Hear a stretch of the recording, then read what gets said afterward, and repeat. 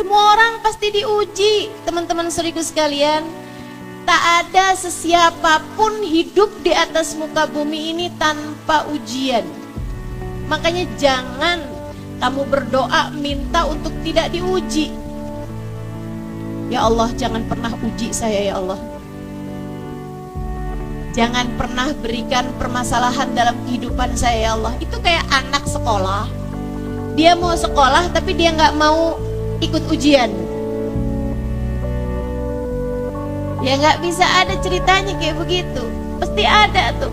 Ada ujian harian, ada ujian tengah tahun, ada ujian kenaikan kelas, ada ujian kelulusan. Kan begitu?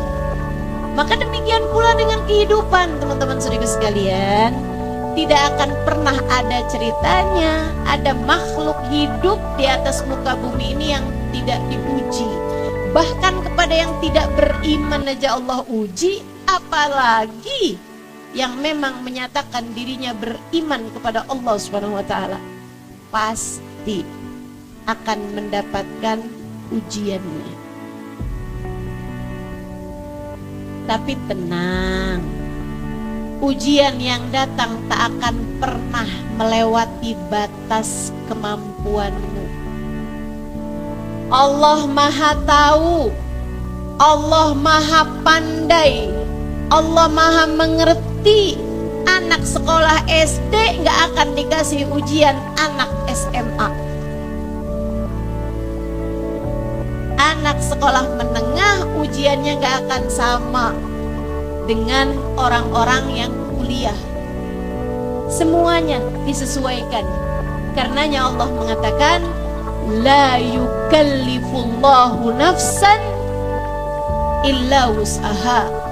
Tak akan pernah satu jiwa dibebankan kepadanya beban yang tidak mampu dia pikul.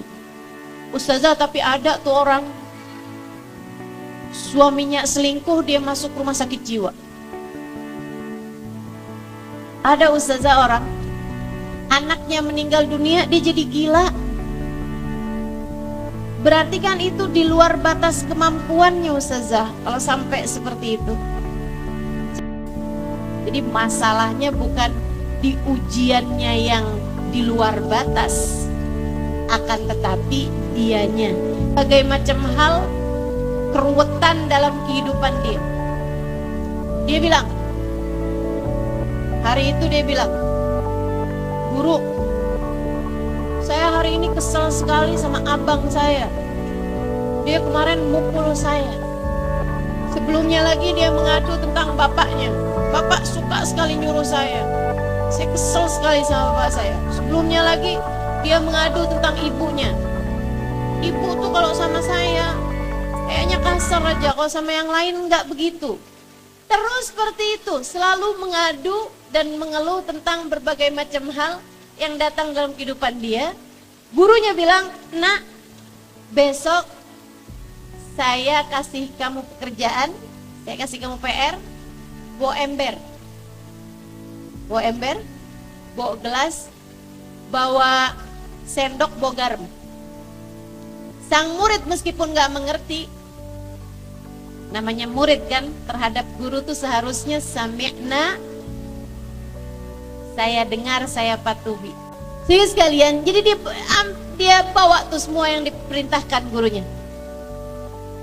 Besoknya gurunya bawa dia pergi ke dekat danau, ke dekat sumber air. Gurunya letakkan gelas tadi itu, dituangkan air, kemudian letakkan ember tadi itu, dituangkan air juga. Dia ambil sesendok garam, dia taruhkan di gelas, diaduk. Kemudian dia bilang sama muridnya, coba minum nak. Dia minum. Biar lengkap saya praktekkan. Muridnya hampir nggak bisa meminum air tersebut karena sangat asin. Gurunya nanya, gimana rasanya? Dia bilang, asin sekali guru. Kemudian diambil ember tadi itu, diletakkan air, ditaruhkan sesendok garam juga. Coba kamu minum. Diminum. Gimana rasanya? Asin, tapi tidak seberapa. Asin tapi gak kayak yang tadi.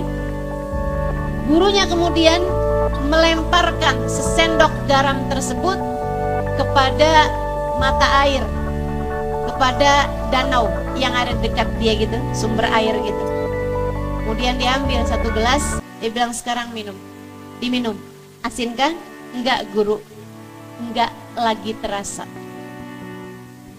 Kata gurunya, nak, ujian yang datang dalam kehidupanmu, takdir buruk yang datang dalam kehidupanmu, Bu, Kak, Dek, seperti sesendok garam. Semuanya kira-kiranya kurang lebih begitu. Ada yang dari sisi dikasih penyakit, ada yang dikasih kesulitan, ada yang dikasih tertolak cinta, ada yang dikasih ditinggalkan orang-orang yang dia kasihi.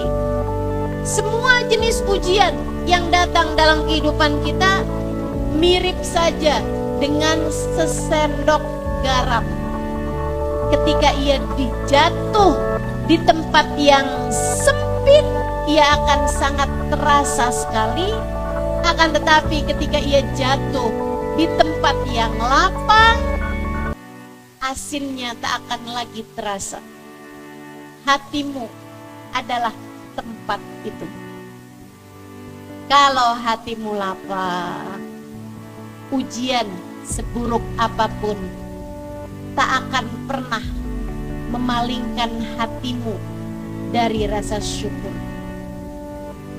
Ketika hatimu luas, ujian kehidupan tak lagi kamu rasakan. Akan tetapi ketika hatimu sempit, sesedikit apapun takdir buruk dalam kehidupanmu, kamu merasakannya udah kayak kiamat aja udah. Suami ngomong kasar dikit, cerai aja dah. Tetangga bikin hajatan dia gak diundang, dendam. Ada hal-hal sulit dalam kehidupan, dia pun kemudian begitu berat hati untuk dapat menerimanya. Maka teman-teman saudaraku sekalian yang saya muliakan, masalahnya bukan pada mengecilkan ujian, akan tetapi melapangkan hati dalam menerimanya.